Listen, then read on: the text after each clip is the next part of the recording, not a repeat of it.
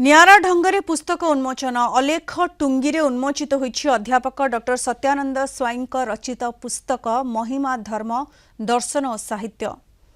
कटक जिला सालेपुर ब्लॉक इच्छापुर गाँव में अलेख टुंगी परिसर में स्थानीय लोक बुद्धिजीवी और साधु सन्थों गहण में पुस्तक उन्मोचित होइछि। एथिरे मुख्य अतिथि भाव सालेपुर कॉलेज पूर्वतन अध्यक्ष अक्षय कुमार दास, सम्मानित अतिथि भाव महिमा साधु नित्यानंद दास जोग देथिले। ए अवसर में महिमा मेला सह भजन कीर्तन आयोजित होइथिला। एथिरे आखपाख अंचलर बहु महिमा धर्मावलंबी जोग देथिले। मो इंग्रेजी अध्यापक भाव रिटायर करछि आ महिमा धर्म सहित संपृक्त महिमा परिवार पुओ भाव प्राय 10टी ग्रंथ लिखि सारे।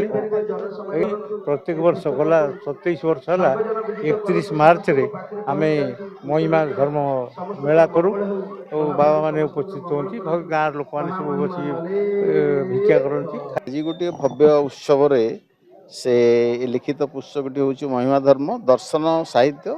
डॉक्टर सत्यानंद स्वाई आगु गुड़ी आर्टिकल लिखी सर विभिन्न मैगजीन रे ताको सब कंपाइल कराई गोटे मैगजीन ये गोटे पुस्तक प्रकाश पाई जोटा कि महिमा धर्म विषय जानापी गोटे प्रवेश पथ भाया कम कर साधारण लोक गोटे पुस्तक पढ़िले जापर महिमा धर्म दर्शन तार तत्व एवं कहीं से धर्म ग्रहण करागला से धर्मर प्रचार एवं प्रसार कहीं कराला एथुर अनेक सूचना मिल। महिमा धर्म दर्शन एवं साहित्य नामक जो ग्रंथटी प्रकाशित हैला ये ग्रंथ बहुत दिन प्रणयन होता तो कौन सी कारण उन्मोचन हो पारि नथिला प्रकाशित हो पारि नथिला।